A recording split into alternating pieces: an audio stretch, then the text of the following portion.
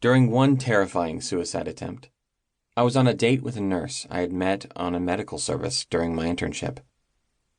I recall getting totally loaded and driving her back at high speeds in a blackout, and then back at my apartment.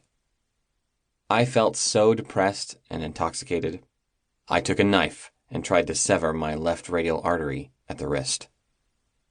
I learned it is not easy to actually commit suicide that way, and very, very painful. I can't remember who I called, but someone came to my apartment and took me to the University of Michigan hospital.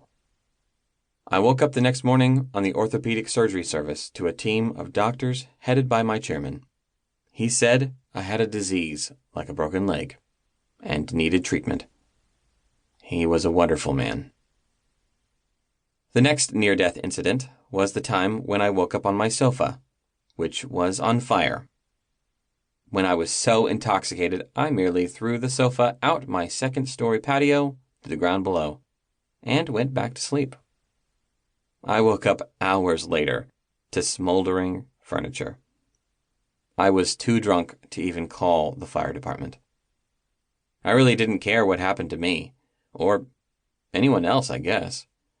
But I had enough sense to get rid of the fire, though not enough to care how.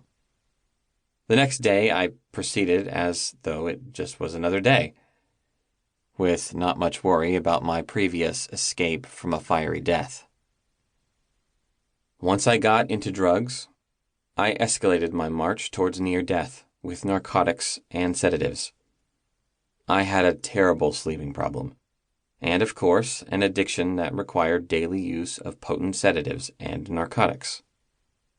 I was swallowing bottles of codeine that stimulated me, actually. So I had to come down with sedatives, chloral hydrate, and placidol. These were potent enough to take down an elephant, I think.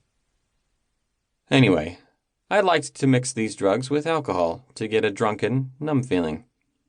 I had lost the intoxicating effects from alcohol alone. I was at the time a resident at the University of Chicago and lived close to the hospital. One night, I took a usual large amount of codeine, chloral hydrate, and placidol, but had passed out close to my front door to the hallway. I had somehow left the door open. Don't ask me how. I think God did it. The next thing I knew, I was wrapped up in a straitjacket in the emergency room at the hospital where I was a resident, fighting with the staff trying to restrain me. I had woken up after my neighbors found me unconscious and unarousable on the floor after inviting themselves in through the open door. After the ER incident, I woke up on the psychiatric floor of the hospital, a prelude to my Hopkins episode. I don't remember the diagnosis given to me. I do remember having god-awful anxiety and humiliation, though. I could not seem to kill myself, either intentionally or unintentionally, which is a good thing, as it turned out.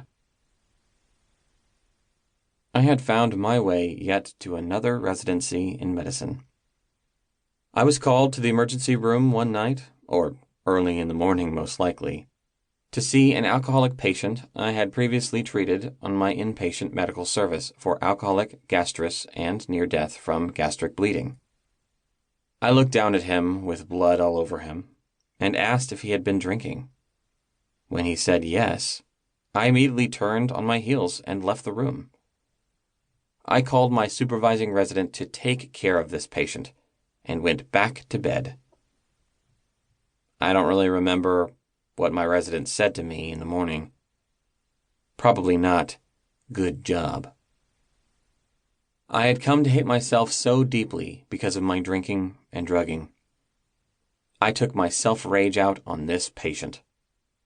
He symbolized my inability to take care of myself, to stop drinking and harming myself.